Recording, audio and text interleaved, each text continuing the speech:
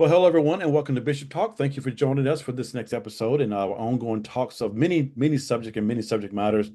You can find all the programs that we've done at sunshinecathedral.org. Click on Bishop Robert Griffin, and you can find a whole list of topics there that we have covered over a period of time.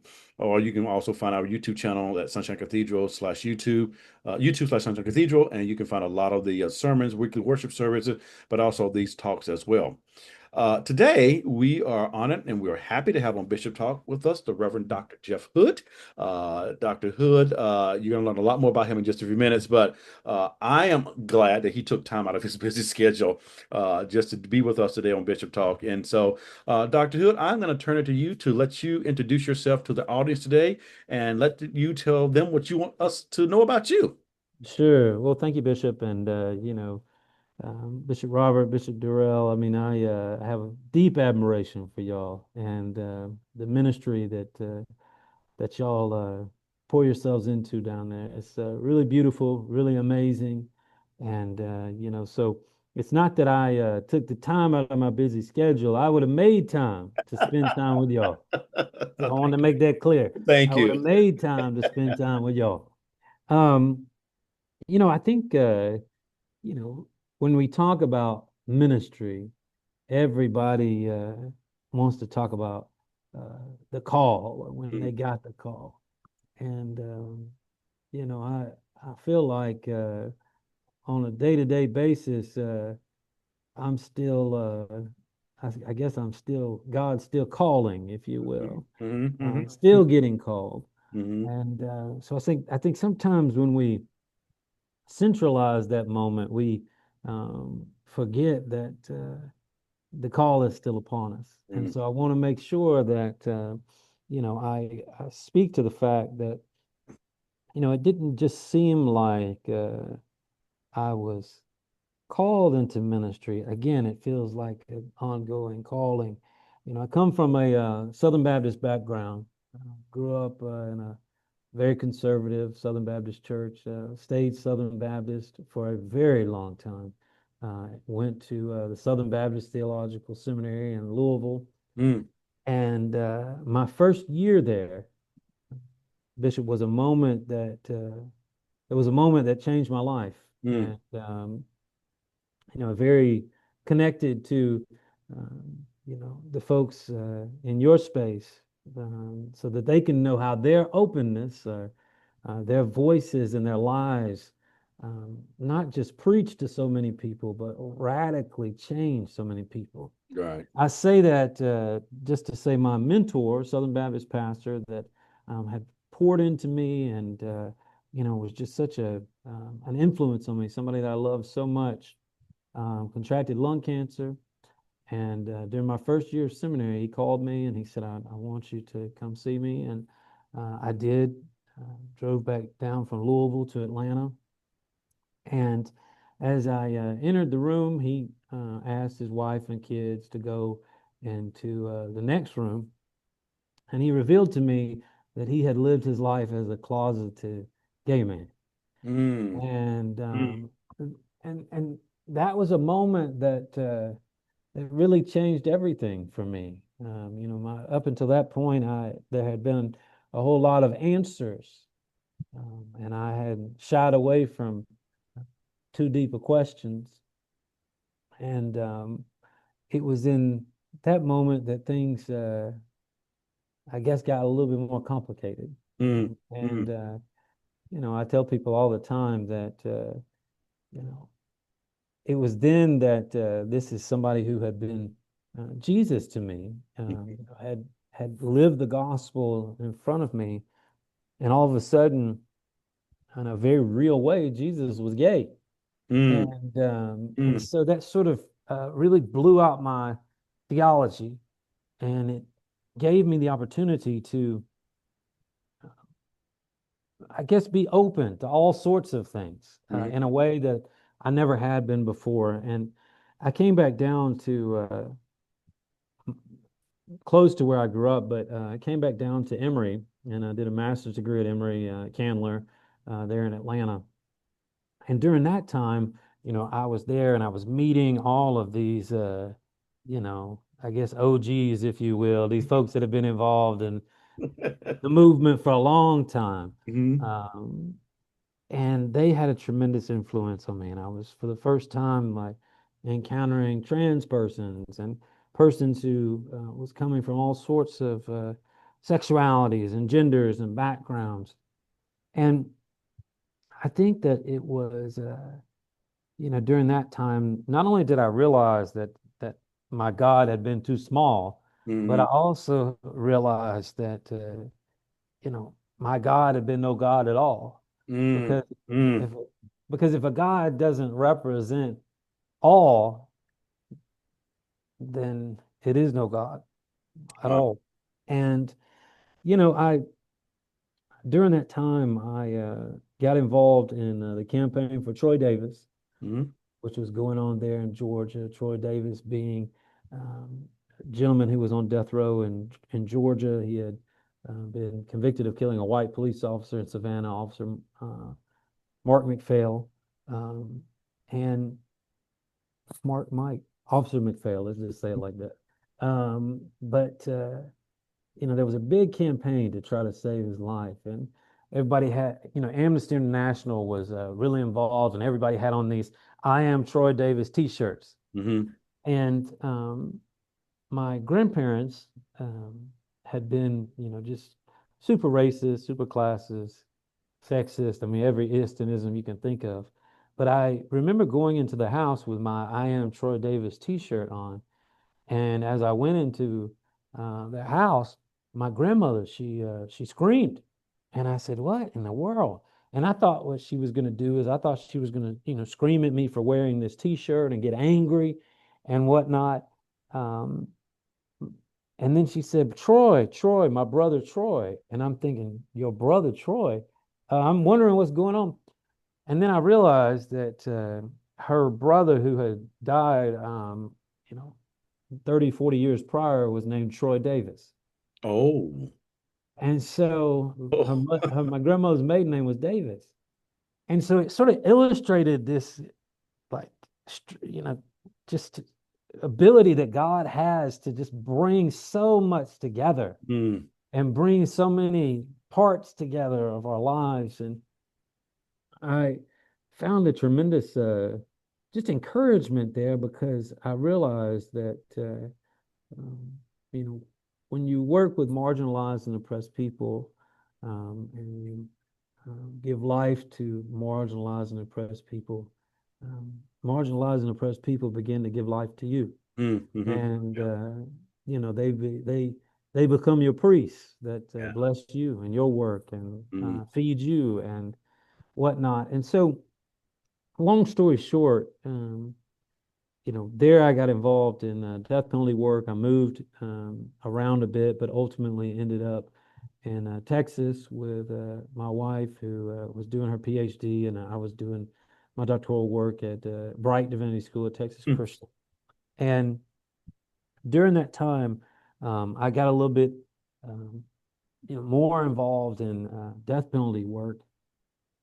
And as I was doing that, this is sort of at the height of marriage equality, BLM, Me Mhm. Too, and these, Mhm. all of these moments.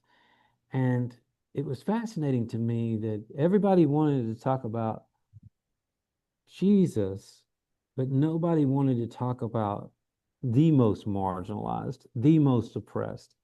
And, I found myself during that time really searching for um, places that God are places that society had left out, Mm. Okay. places where God was. And I was very involved in like we've discussed, BLM work, and there right around the time that marriage equality hit. But you know I found during that time in my life really drawn to the trans community Hmm. there in Dallas, and really trying to push into um, you know just just being present.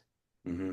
For so often we think we've got to do all of these incredible things and self-immolate and jump off of buildings and do all this kind of stuff, when in reality sometimes people just need you to be present. And so I worked really hard to just be present.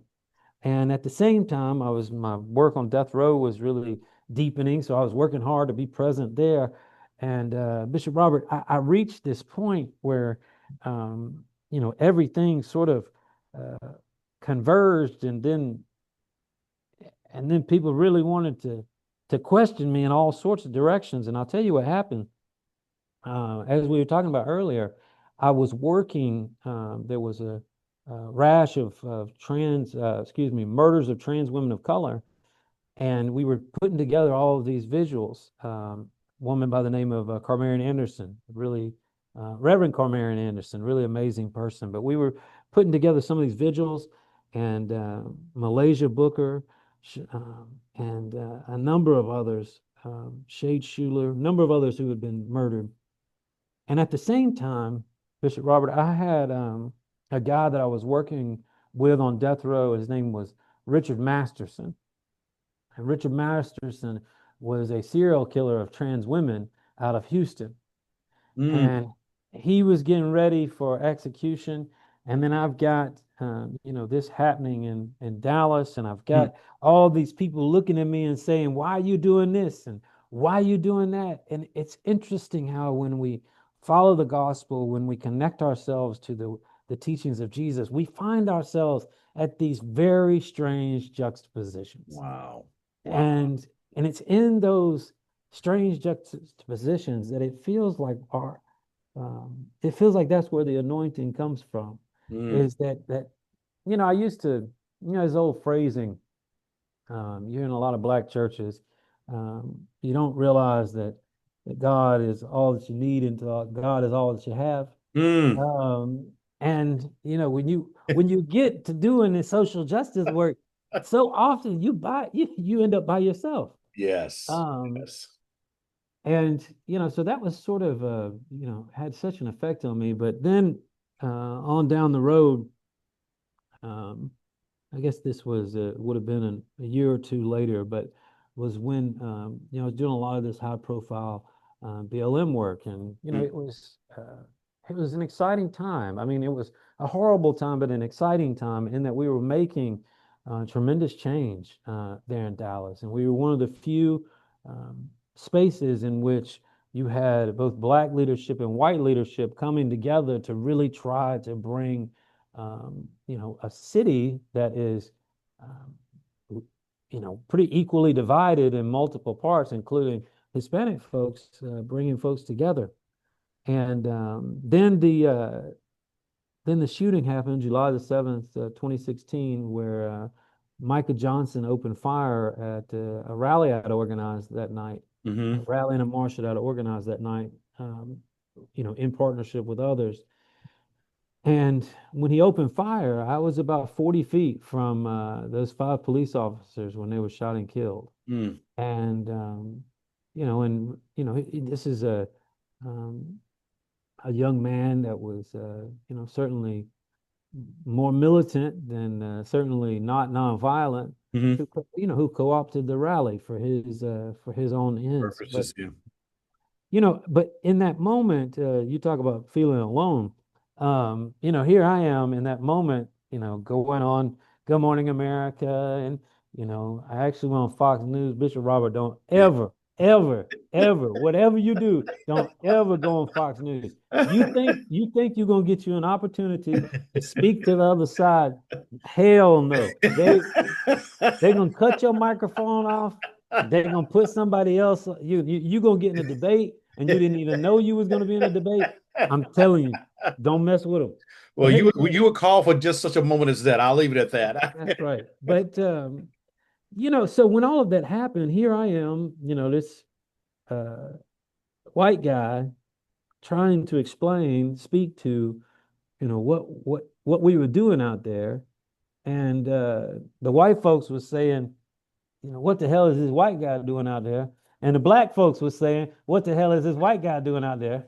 And it was another moment where I felt, just incredibly alone, but at the same time, incredibly connected to Mm, the gospel, mm, incredibly connected to Jesus, and truly believing that the message of love and justice is something that can bolster all of humanity, Mm, no matter which direction we're coming from. But I say that to say that that was really a moment that sort of bolstered me in terms of the media and being able to engage these sort of social justice moments in a more public way. And um, throughout the coming years, was involved in, a number of things, police brutality incidences, George Floyd, and, just all of these things happening. But really, the sort of life-changing Supreme Court decision for me was Ramirez versus Collier, which came down in 2022, which um, allowed spiritual advisors to be in the execution chamber hmm with guys that they were working with on death row. And so that came down in the spring of 2022, and I was asked to be in the execution chamber with a guy by the name of Scott Eisenberg, and that was in the fall of 2022. His execution was scheduled for January of 2023. And um, I could say a lot about all of these different situations, but um, that situation was fascinating in that Scott was really intense, to say the least. He's from Detroit originally. He had come through Oklahoma, beaten to death, an elderly couple, and just a really horrific thing. But anyways, I say that to say that I, just really poured my life into him. Um, I tell people that when I work with these folks, I meet them when they've got about 6 months mm, left to live to become their best friend so mm, that their best friend will be with them when they die, mm. when they're That's executed. that's powerful. Um, That's powerful. I mean, that's the nature of the work. And so, anyways, when all of this happened, we fill out all the paperwork for me to be his spiritual advisor. And the state of Oklahoma said no. And they said I was a domestic terrorist. Now, in normal circumstances, that would have been a great Wow. compliment. I would have taken that as a great compliment coming from the state of Oklahoma. Wow. But we ended up having to sue in order to get me in the chamber, and we did. But it's interesting. That moment really has sort of festered in my soul, in that it's interesting how until people see not just what you say you are, or what you say you're going to do, until they see what you do, Right. That's they're going to have, issues, and they're going to have nasty things to say and all sorts of things. So, anyways, that happened. And from January of 2023 till June 10th, about 20 days ago, a couple weeks ago, I've been in the execution chamber with 11 people wow. as they've been Wow. executed. And, it garners a lot of attention. I mean, part of my work, I feel like, is helping these guys feel human by, you know, Mm. letting them speak their piece and get word out about their case, advocate for them. But, So, you know, Doctor, let me ask this yeah. question. How do you get connected with someone who's on death row? I mean, does the inmate reach out to you or to an organization, or does a case kind of pop up that Mhm. catches your attention, that kind of moves, stirs your heart a little bit? How do you actually get connected with these inmates? Well, it's interesting. I'm getting pretty popular now. Well, I think you've been I, pretty popular for I, quite some time. I don't know. I mean, on some level, and so I do have a lot reaching out, and I've gotten to the point where I've had to sort of triage a bit. I mean, connect people with other folks. hmm There's just no way I could do all of them. At the same time, yes, there are situations that I very much feel drawn to. One of those situations was, a couple months ago, a guy by the name of Stephen Nelson, hmm and in Texas, and Stephen had murdered a pastor that was a pastor of the First Baptist Church of Arlington, Texas. hmm And so all of these conservative, Southern Baptists, evangelicals, were coming for, my guy. And I wanted to be able to be there to say, this has nothing to do with Jesus. This has nothing to do with the gospel. You cannot follow Jesus and be about killing people. Mm-hmm. Just can't do it. And so even though he was executed, I found it to be an incredible moment to really speak to a population that we don't often get to speak to as more Mm-hmm. progressive Christians. Um, and I tell these guys all the time that Bishop Robert, they're evangelists. Mm, That when they start sharing their story and people realize that there's still some humanity there, it shows that the image of God can't be destroyed no matter how far off we put people, no matter how far off we imprison people. mm, And the other one I was going to say is Kenny Smith reached out to me, and that was the only one that I had any sort of hesitancy about, and that was the nitrogen execution mm, in Alabama about last January, mhm, January 2024. And Bishop Robert, it was like I knew that they were going to try this nitrogen execution, and Bishop Robert, you being from Alabama, mm. you can Yeah. imagine, that. I mean, it's like, somebody saying, "Here, hold my beer, watch Right. this." I Yeah. mean, that kind of like, Mentality. Yeah. yeah, just dumb. I mean, just ignorant, and willing to try anything on marginalized and oppressed people, basically. Hmm. And so, um, basically, um, what they did was they created a system where they put a firefighter mask on somebody, and so it goes from the top of the hairline to underneath the chin. There's a plate glass on the front, a hose coming out where the breathing apparatus would be, and they fill it with nitrogen with the idea, this is what they sold everybody. They sold everybody that this was going to be a situation in which you'd be at the dentist. You just fall asleep, no big Right. deal. And that's what they sold everybody on. What they didn't account for is that there would still be oxygen in the mask Ugh. from before they ever hooked the thing up, Right. which of course means it's not pure nitrogen and it's going to take a longer time. But anyways, I knew that they made me sign a release that said that this could kill everybody in the room, basically. And, I had to have a serious conversation with my family, my wife, my kids. And it was scary. There's no doubt about that. I had one of my Bibles, and I was so nervous that I was pulling pieces off the cover. And Mm, so I have this Bible in my office. It looks like, Tyrannosaurus Rex mm, bit the side of it. But but I'll never forget, Bishop, the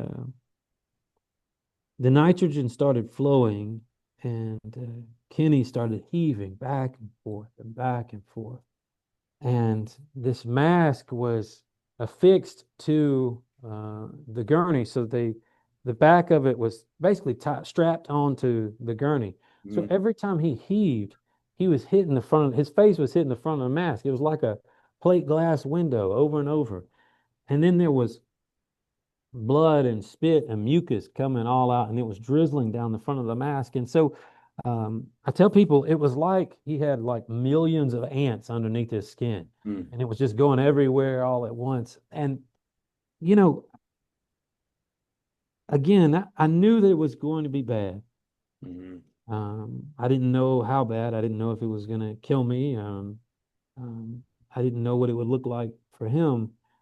But that one was one where I was probably the only one where I was a little bit hesitant. mm. And Well, you know, understandable. Understandable. My gosh. yeah, So, I was going to tell you this, Bishop, before you move me along. I know I get to rolling, and you got to move me along. But when all this is going on, I was in front of the window with the state officials, and one of the state officials screams out, "My God, stop, stop, stop, stop, stop." I mean, they were even these, conservative politicians were just overwhelmed at the evil that they saw. mm, In fact, that they were doing this to someone else. But it's just wow. very disturbing. So, I mean, I want to stick with this one just a minute. You're in that situation in the room. You're on one side of the glass with the inmate and the officials. The impact of the family who have come there to witness this. Do you actually ever get to minister to the family of the victim or also the family of the one who's been, what is that relationship like for you? Or how, what is that, Well, how does that there's- dovetail or does it dovetail? right. Is there any moment of family to family reconciliation or what happens in that moment when it's all over, maybe? Reconciliation is very difficult in our society. It's when I look to Africa, especially South Africa, perhaps Rwanda, and we see these truth and reconciliation Hmm. commissions, where the government has said, reconciliation and forgiveness is a national issue. It's an issue that the government wants to engage in, whereas of course for us it's kill or be killed is what it feels like. But um, sometimes these families do have some connection, but more often than not, they're running in the opposite direction from each other. Um, I get a lot of time to minister to the families of the condemned, the guys that I work with. Sometimes I get some opportunity to speak with or engage with the victim's family, but that is rarer. Mm. Uh, Most of the time, um, these people are saying horrible things. I mean, they want their vengeance. I mean, they've been waiting 15, 20. There was a gentleman, Richard Jordan in Mississippi, that they executed him 50 years after the I was reading crime. about that. Yeah. 50 years. And so they want their pound of flesh, and they've been waiting a long time. And, they see me as someone that they can, go after because I'm the only one, that's not behind bars that's, speaking out for this person pretty Mhm. strongly. And so I've had death threats and horrible, horrible statements made because these folks are mad, and I start trying to humanize them, and I start talking about the image of God and whatnot, and that makes That's not what they want to hear. that's not what they want to hear. And down in Florida, when I was there a couple weeks ago, um, I had the victim's sister told me that she wanted me to be executed too, and that that's the only thing that would make her feel completely right is if I was executed too. Wow. And it's so there's just a certain level of anger and vitriol and vengeance that is So palpable. you're kind of the bridge. You gap the bridge I from try. for a lot of folks in lots of different ways, and there's a lot of intersection. And if you want to share this, I don't know if you want to. I'm kind of being in the moment. This seems like it would take a toll on me. Hmm. If this was if it's kind of going back to what you said earlier. I believe in one calling, but many callings. Hmm. And this would be one of those areas of callings that I would have to say, God, what were you up to when you thought that this might be a good calling for me to do? Hmm. And it just seemed like, and I believe, we are equipped, we prepare, and yet uh, what I'm feeling is a sense of heaviness. Hmm. And it's like that, this is a heavy mantle to carry, but Hmm. this is your call to ministry. This is this is your niche, if you will. This is your, it's a unique passion. Hmm. How do you carry that? I don't. Um, I mean, do you at the end of the day, do you go home and go I out to the mean, garden and just sit in the garden for a minute, or go plant some seeds, or I will say that I am very thankful for my wife and children. They are certainly centering for me. mm, Um, but I mean, Bishop, I mean, there's nightmares every night. I mean, I can't yeah. sleep. Um, Well, especially after the scene you just described, I would need yeah, I medication. mean, you kind of, there's a lot of trauma, a lot Yeah. of difficulty, but at the same time, you know, uh, I guess I didn't speak to this, but I became an old Catholic priest Mm, a number of years ago, and um, I find myself really drawn to the Eucharist. Mm, And this idea that Christ is not only speaking to us, but that Christ is with us mm, and within us, that we are being fed in order to feed. And, I, again, it goes back to a lot of those older women of color. You don't realize that God is all that you need until God is all that you have. yeah. And it's hard. I mean, I've had 11 different people that I've grown so close to that they would call me their best friend, and I would call them certainly a best friend. And um, Bishop, one of the nightmares that I consistently have is a lot of times I'll come into um, the execution chamber. I'll be dreaming and come into the execution chamber. One of the 11 guys will be sitting on the gurney, and they'll say, "Why didn't you stop him from killing me?" Mm, And I think that's something that people don't understand. Um, that just the heaviness, and that's the most heavy part. mm, Just the heaviness. I mean, I certainly believe that God is going to take care of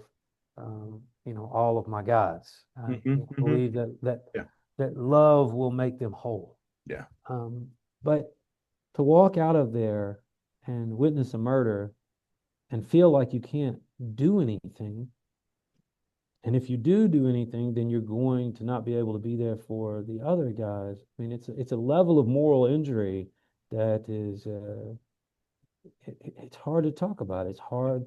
It's hard to carry. And so yeah, that nightmare certainly rings true with regards to that. Jeff, why didn't you help me? And I found myself just jolted awake a lot of the time, saying things like, I'm sorry, I'm sorry, I'm sorry. I did the best I could. Mm, mm, And, it's difficult. It's tough. And my wife, she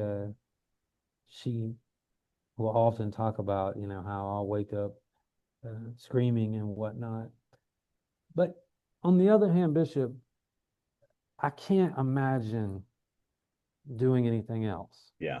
I Yeah. mean, I I get that feel from I get that from you also. Like there's a weightiness of it, but I right. sense this is your calling. This is you. This is what I go back to that bridging the gap for people. You're that bridge builder that's going to help someone in that last moment because, as we've often seen on TV, the phone is not going to ring at 11:59. Right. That stay is not going to happen for a lot of these folks. And you're there to, Most of them, yeah. yeah, Yeah. you're kind of the one that's standing the gap to help usher them over to the next thing. And that's a calling. Mm. That's a calling. Well, thank you. I mean, thank you for recognizing that. I think that something else I was thinking about is um, I do see it as some an opportunity for evangelism, like an opportunity to share the love of God. Hmm. I think that by loving those that society has chosen not to love, then we are able to show that Jesus is more than just something to be sung about or talked about or Hmm. Hmm.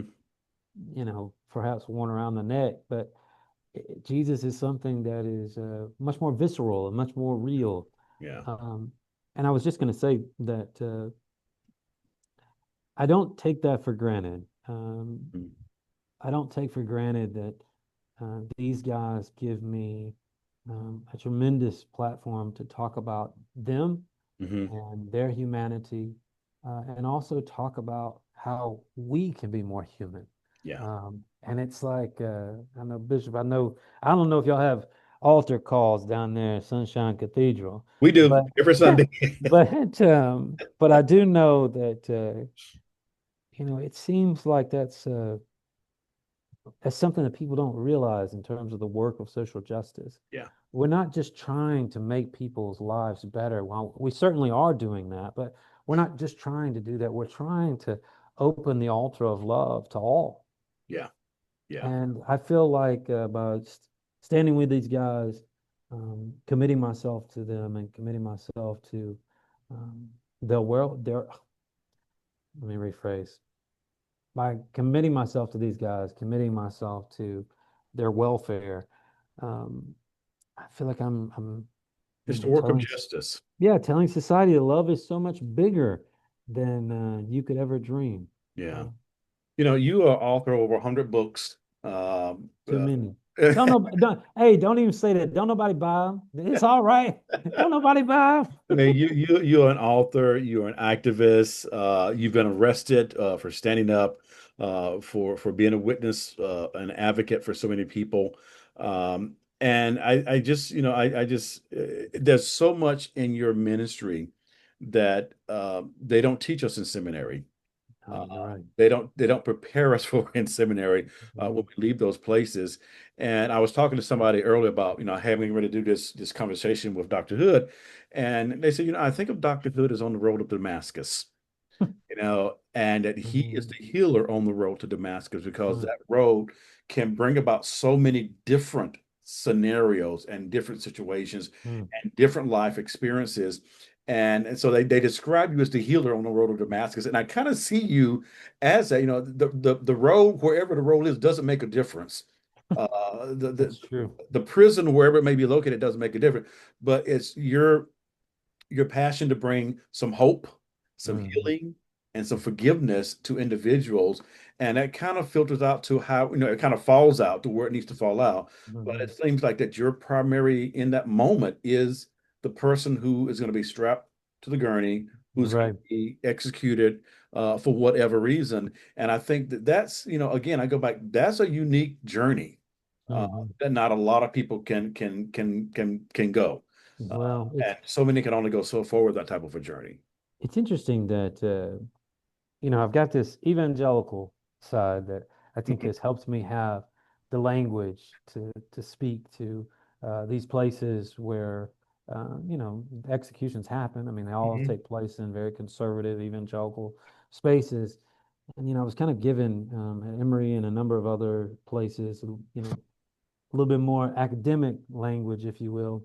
But I'm going to tell you, it's really the queer Jesus mm, that saved my soul. It's the LGBTQ plus on and on and on community that showed me that it wasn't just okay, but it was where I needed to go. I mm, mean, to mhm, be, mm, to minister to those that had been left out or were left out, and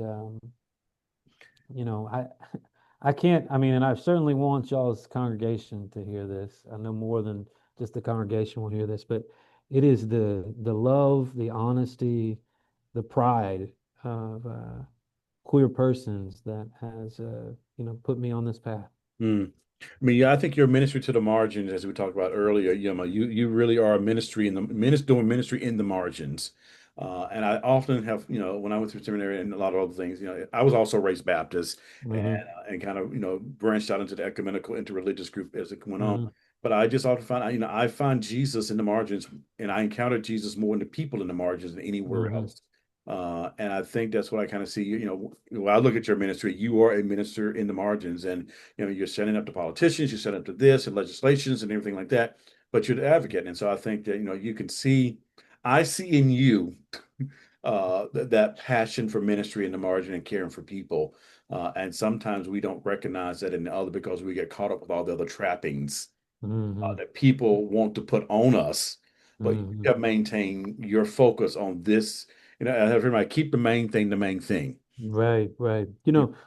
Bishop, I'll leave you with this because I feel like I didn't talk too much, but I'll leave you with this. I think in this work, my mind so often goes back to um, Jesus and that adulterous woman, Mm, and we run to Jesus's phrasing, "You who are without sin, cast the first stone," and that's an mhm, important phrasing. mhm, And mhm, then sometimes we'll stop and we'll say, "I wonder what he was writing in the dirt."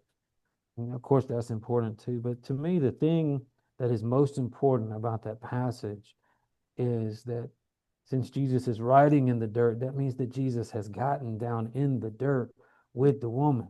And Yes. if the Yes. rocks had started flying, Jesus was prepared to die with the Yes. woman.